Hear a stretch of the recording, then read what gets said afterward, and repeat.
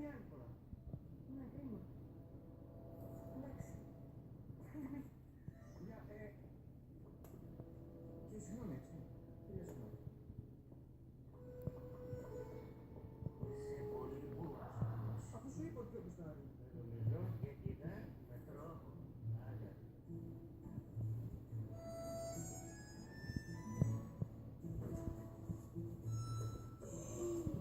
Ο Χριστός και η Παναγία, κοίτα εδώ χάρη, κοίτα λαϊλασία. Μωρή, μπορείς να μου πεις πώς βρέθηκαν οι πατημαστές στο ταβάνι? Τι σκαταμίγες είναι? Ο Κώστας θα τους έκανε, που είναι και αψίλο. Ποιος είναι Μαρή πάλι ο Κώστας ο Ατσίος? Είναι ο Ασίφης, κρατούσε το κανάλι με το μικρόφωνο, με τους φιλιακούς σαφέτες από καλοριφέρ. Έλα μαζέψου, παρακαλώ πάρα πολύ, έλα μαζέψου. Αλλό, ρωτάει ο διευθυντής τι ώρα θα έχουμε γύρισμα αύριο το πρωί. Στις 9, μαζί με το γάλα.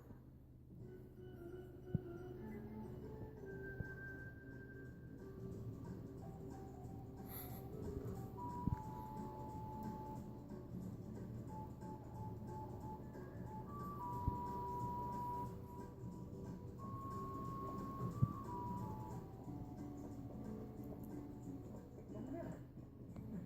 Καλημέρα. Κοίτα σύμβαση όμως, Πώς να φέρνει κανένα τώρα. Δεν το ραντεβού να είπαμε. Τι, τώρα τι εσύ. Μόλις τώρα. Μόλις τώρα. Απρόπωτα σε γυρίζει το μέρο. Νόρα, έλα να ετοιμαστείς γρήγορα. Είσαι στην πρώτη σκηνή. Εντάξει, τώρα αμέσως.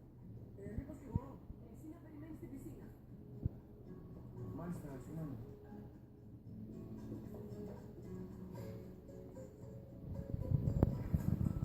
Εσύ είσαι ο Πανούτσος. Μάλιστα, συγγνώμη. Πάρε τη σελίδα και μάθει κάτι επαγγές. Θα πάω κάτι εγώ, είστε σίγουρος? Ναι, σε 10 λεπτά να είσαι πάνω. Ευχαριστώ πολύ. Σας ευχαριστώ πάρα πολύ. Να το πείτε και στον κύριο Βασιλέα που με ρωτάει. Κύριε, συγγνώμη.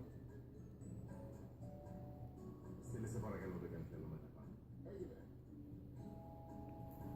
Κάτι έλεγες για την τάρτα. Τιμένο η τσιτσίδη. Να βάλω τεκιλίτσες. Κατάλαβα. Γυμνούλη το θέλετε. Ήμουν λοιπόν πέρσι στο σπίτι δίπλα στη θάλασσα. Με βάνα, σόμπερ και τα μήλα. Καλά, εξαιρετικό. Για μένα μου είχε 3. Και έχουμε βραδινό γύρισμα.